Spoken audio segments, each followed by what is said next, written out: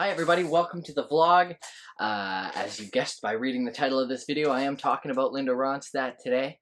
Not my first time doing that. I've mentioned many times before that she is my favorite singer of all time. Her voice just can't be equaled, in my opinion.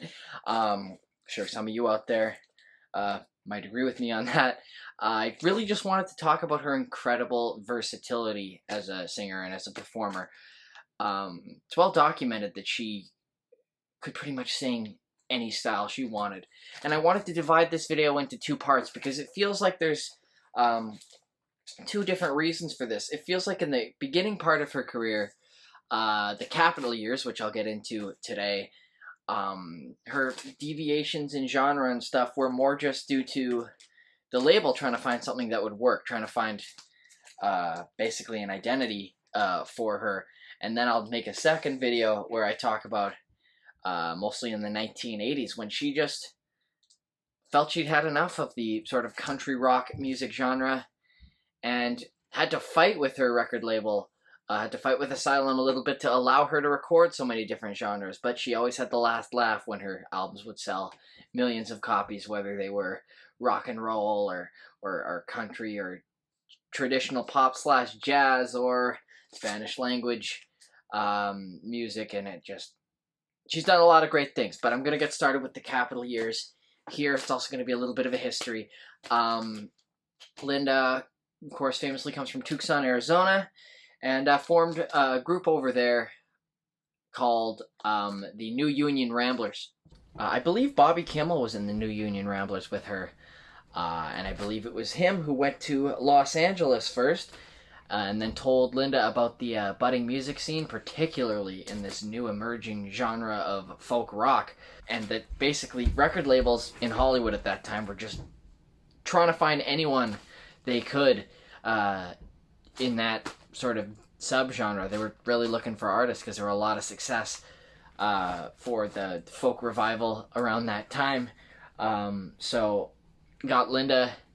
called Linda and said, "You gotta come out here. You'd be very successful as a singer in LA," and boy was he right. They formed a band along with Kenny Edwards as well and more, and called themselves the Stone Ponies. And sure enough, they were signed to Capitol in the, I believe in the fall of 1966, and they recorded their debut album, which is this, the Stone Ponies. This is a later 70s reissue, and they added Linda's name to it. But you could tell from this back cover photo that Capitol already knew that Linda was going to be the star. She's just sort of the girl singer in this band. Although they do give her a couple of solo spots for singing. She does a lot of harmony, and it's really cool. And this is very folky. I don't even know that I'd totally qualify it as folk rock. I guess so. But it definitely leans towards folk music. The Stone Ponies would put out 3 albums, but it was their second release in the summer of love, in the summer of 1967, called Evergreen Volume 2, that had a hit single on it called Different Drum. Of course, written by Mike Nesmith. By this point, Capitol was starting to hire outside writers, or rather look for songs by other writers rather than use some of the Stone Ponies' original material. Which kind of annoyed some of the people in the band. And also, I believe the song Different Drum, I believe Linda's the only member of the Stone Ponies on that recording. I think they used studio musicians rather than use Bobby, Kenny, and the others. But yeah, and the Stone Ponies were pretty short-lived after that. They put out a third album, kind of. There was a third album called Stone Ponies and Friends. Linda Ronstadt, Stone Ponies, and Friends, Volume 3. So, the official artist on that record is Linda Ronstadt, so I suppose that technically qualifies as her debut album, but it's also kind of a Stone Ponies record. It's a weird transitional album. You could tell, I was just listening to that album yesterday, and you can tell that certain songs are done with the Stone Ponies as a band, but some of those songs are just Capitol trying to spin her off into a solo career, and that they did, and very successfully. Well, sort of. Not really successfully at the start. It took a few years for her career to truly take off. But yeah, 1968, they disband the Stone Ponies. Of course, Bobby and Kenny are sad as anyone would be.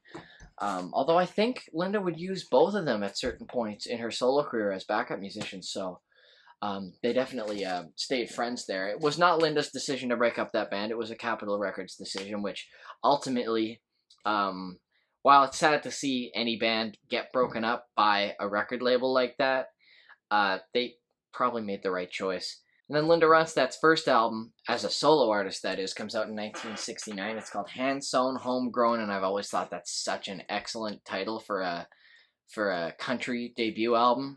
Perfect. Hand Sewn Homegrown. Always loved that title, and I've always loved that album. It's very country.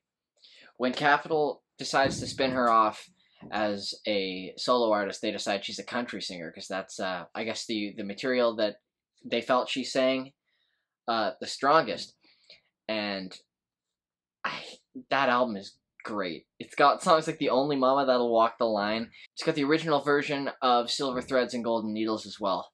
Not the one that would become famous off the Don't Cry Now album, but a cool version nonetheless. And Capitol started putting her on a ton of television shows and stuff as this new country girl. She was pretty notorious around that point for not wearing shoes on stage. She was like the barefoot singer. I think it annoyed the hell out of her that that's what the media was focusing on. She's like, oh, I'm singing a show and all you care about is the fact that I'm not wearing any shoes. Anyway, that album, I don't think it sold particularly well because Capitol basically decided to ship her to Nashville after that point to make the next record, Silk Purse.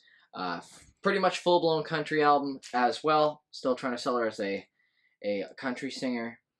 And the song Long Long Time was a hit off this record. Not as big as Different Drum had been, but still a big hit. And another album I really like, although I never liked the way they mixed, what's the producer on this again? Elliot F. Mazer. Anyway, I don't want to call anyone out, but I never liked the way her voice is mixed on this album. But it was a short-lived thing, the whole Linda Ronstadt moving over to country and recording, moving over to Nashville and recording country music there. She would wind up moving to LA pretty quick in 1971, and she would sort of merge from being just a country artist into just the world of the singer-songwriter movement. Linda's not a songwriter herself. She's got some co-writing credits on a couple of songs, but she's mostly just known as an interpreter of classic songs. And I think this is really where it starts on her 1972 self-titled album, where she starts just picking songs by songwriters that she really admires and doing them. This is a truly great album with songs by like Jackson Browne. I think she covers a Neil Young song on here. Oh, and also credit to John Boylan. I was saying that I don't like the way this album is produced, at least in terms of mixing her voice. All those problems are rectified on this album. I love the way this album sounds. And it was in the sessions for this album that feature the Eagles, or the band that would become the Eagles. I don't think there's any songs that feature all of them, but scattered throughout this record are, Don Henley, Glenn Frey, Bernie Leadon, and Randy Meisner, who would become the Eagles.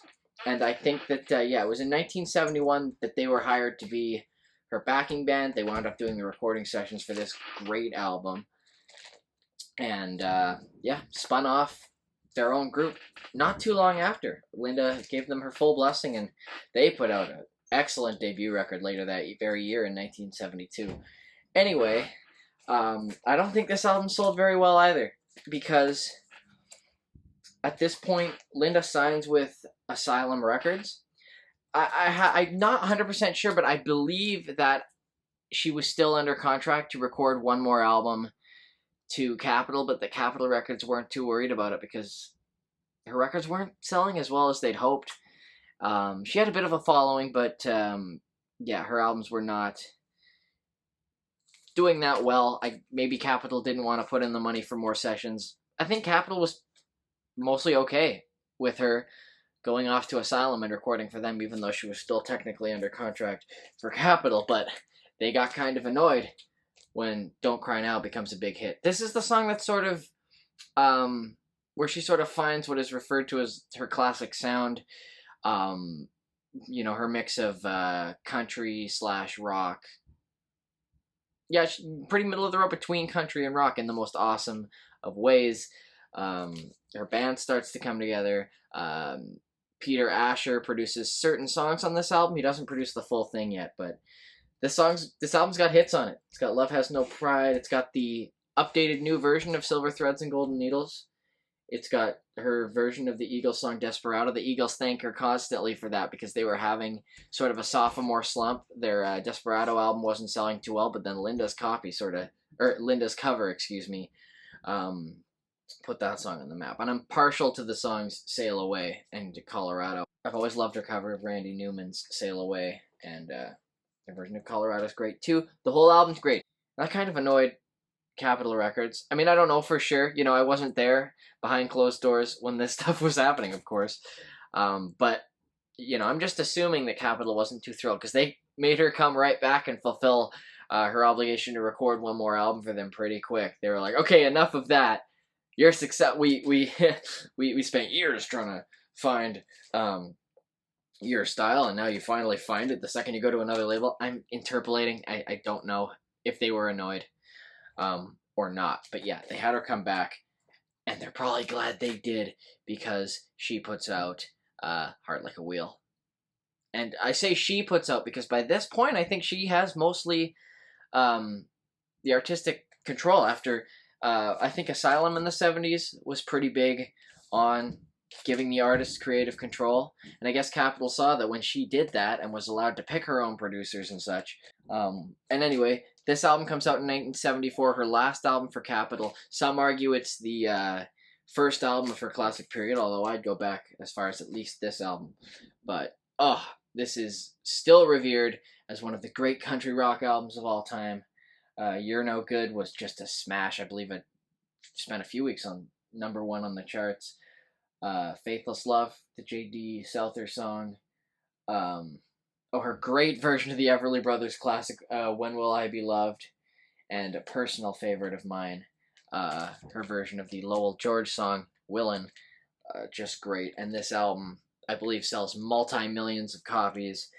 And she does not sign with Capitol again. I don't know. Again, I wasn't there. I don't know if she got offered a lot of money by Capitol, but I'd imagine they would have come back with a good offer. But she either elects to stay with Asylum or she signed a multi-year deal. I'm not really sure how the actual contract signings went on there. But after this one album returned to Capitol, she moves over to Asylum full-time. And I'll cover that in the next video that I make on this because... she has found her sound. She will stick with the country rock thing for a few years before she gets pretty tired of it by her own admission and does some really interesting things in the 80s and beyond. And although Capitol didn't have her anymore, Capitol Records were certainly interested on cashing in on the new Linda Ronstadt popularity by reissuing her old Capitol albums a million times over and putting out a couple of compilations like this one. This is Linda Ronstadt's A Retrospective. It's a 2-album set of just songs she recorded during her Capitol Records period. So all of her stuff up to 1972 and also some songs from Heart Like a Wheel. I know it's kind of a blatant cash-in by Capitol Records, but I really like this compilation. I like to dive deep into her early catalog, and this is a great way to do it. Thank you so much for watching. For those of you who don't know, I'm a musician myself. You can find links to my own music in the description. Thanks for watching. Like this video if you like what you saw. Subscribe to my channel if you've been enjoying my videos, and you can ring the notification bell if you want to be notified whenever I upload a new video. And I think I'm going to make Linda Ronstadt Volume 2 of this video at some point this week. So that'll be out real soon. Thank you for watching. Yeah, catch you again soon.